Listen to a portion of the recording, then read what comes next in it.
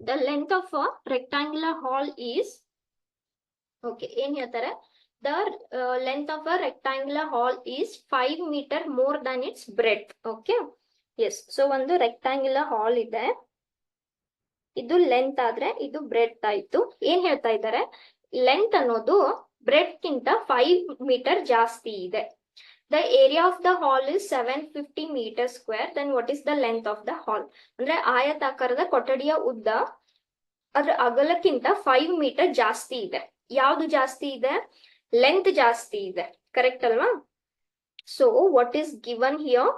Given is length ಅನ್ನೋದು breadth ಗಿಂತ ಜಾಸ್ತಿ ಇದೆ. ಎಷ್ಟು ಜಾಸ್ತಿ ಇದೆ? 5 ಟೈಮ್ಸ್ ಜಾಸ್ತಿ ಇದೆ. ಅಂದ್ರೆ ಬ್ರೆಡ್ತ್ ಒಂದು 10 ಆದ್ರೆ, ಓಕೆ, ಲೆಂತ್ ಎಷ್ಟಾಗುತ್ತೆ? +5.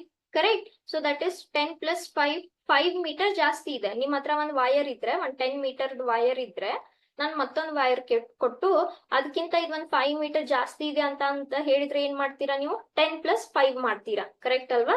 So length is 5 metre more than breadth. Okay, this is one given. ಆಮೇಲೆ ಏರಿಯಾ ಆಫ್ ದ ಹಾಲ್ ಕೊಟ್ಟಿದ್ದಾರೆ. ಏನು ಏರಿಯಾ ಆಫ್ ದ ಹಾಲ್ ಎಷ್ಟಿದೆ?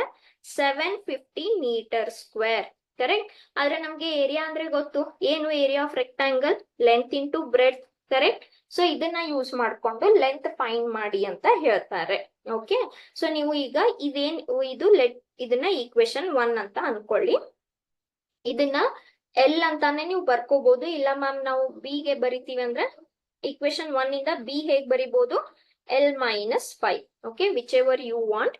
V will take equation 1 as it is. ಈಗ ಏನಿದೆ, ಏರಿಯಾನ ಕೊಡ್ತಾ ಇದ್ದಾರೆ 750 ಅಂತ. ಸರಿನಾ?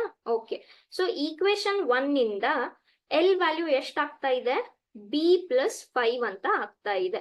ಅಂಡ್ ಈ ಬಿ ಹಂಗೆ ಉಳಿತು. ಕರೆಕ್ಟಾ? ಸೊ ಇದನ್ನ ಸ್ವಲ್ಪ ಸಾಲ್ವ್ ಮಾಡ್ಕೊಳ್ಳಿ.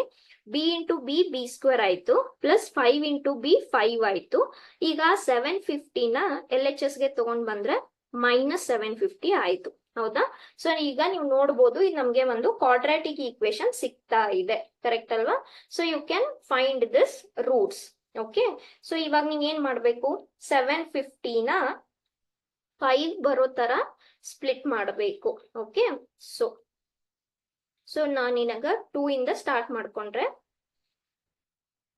S, so next it is not divisible by 2 ಅಲ್ವಾ? Is it divisible by 3? 3 1s, 3 2s, 3 5s. Again 3, no, 3 ಇಂದ ಆಗಲ್ಲ. So this is 5 5s, 5 1s. ಹೌದಾ? ಸೊ ಇವಾಗ ನಿಮ್ದು ಏನ್ ಸಿಕ್ತು? 5 ಇಂಟು 5 ಇಂಟು 5 ಇಂಟು 3 ಇಂಟು 2 ಸಿಗ್ತಾ ಇದೆ. ಸೊ ಇದ್ರಲ್ಲಿ 5 ಬರೋ ತರ ಹೇಗ್ ಮಾಡ್ಬೋದು? 5 ಇಂಟು 5 ಎಷ್ಟಾಯ್ತು? 25 ಆಯ್ತು. 5 ಇಂಟು 3 is 15. 15 into 2 is 30. ಹೌದಾ? ಸೊ ಇಷ್ಟು ನಿಮ್ಗೆ 750 ಸಿಗ್ತಾ ಇದೆ. ಆಮೇಲೆ 30 - 25 ನಿಮ್ಗೆ 5 ಸಿಗುತ್ತೆ. ಹೌದಾ? ಸೊ ಈಗ ಇದನ್ನ ಹೇಗ್ ಬರಿಬಹುದು? 5 + 25b, ಸಾರಿ, ನೀವು ಮೈನಸ್ ಮಾಡ್ಬೇಕಲ್ವಾ? ಮೈನಸ್ ಮಾಡ್ಬೇಕು. ಎಸ್, ಸೊ ನಾನು ಈಗ ಹೇಗ್ ಬರಿಬಹುದು ಇದನ್ನ? 30b - 25b - 750 = 0. ಓಕೆ, ಸೊ ಇದರಿಂದ ರೂಟ್ಸ್ ತಗೊಂಡ್ರೆ ಇಲ್ಲಿ ಏನ್ ಕಾಮನ್ ಇದೆ? ಬಿ ಕಾಮನ್ ಇದೆ. ನಿಮ್ಗೆ ಯಾವಾಗ್ಲೂ ಕ್ವಾಡ್ರಾಟಿಕ್ ಈಕ್ವೇಶನ್ ಮಾಡುವಾಗ ಸೆಕೆಂಡ್ ರೂಟ್ ಕೂಡ ಸೇಮೇ ಆಗಿರ್ಬೇಕು. ಆ ತರ ನೀವು ರೂಟ್ ತಗೋಬೇಕು. ಸೊ ಇಲ್ಲಿ ರೂಟ್ ಏನಾಗುತ್ತೆ? -25. So either b - 25 is 0 or b + 30 is 0. So ಇದರಿಂದ ಎಷ್ಟು ಸಿಕ್ತು? 25 ಸಿಕ್ತು. ಇದರಿಂದ -30 ಸಿಕ್ತು. ಆದ್ರೆ ಬಿ ಅನ್ನೋದೇನಿಲ್ಲಿ? ಬ್ರೆಡ್ತ್. ಓಕೆ, ಆಮೇಲೆ ಮೆಜರ್ಮೆಂಟ್ ಯಾವಾಗ್ಲೂ ನೆಗೆಟಿವ್ ಆಗಕ್ಕೆ ಸಾಧ್ಯ ಇಲ್ಲ. ಸೊ ಬ್ರೆಡ್ತ್ ಎಷ್ಟಾಯ್ತು? 25. ಅವ್ರು ಕೇಳಿರೋದೇನು? ಲೆಂತ್ ಕೇಳಿದ್ದಾರೆ. ಸರಿನಾ? ಲೆಂತ್ ಅನ್ನೋದೇನು? Again from equation 1, length is breadth +5. So breadth ಎಷ್ಟು ಸಿಕ್ತು ನಮ್ಗೆ? 25 + 5, which is 30. So what is the length? Length is 30 meter, which is option B. Okay.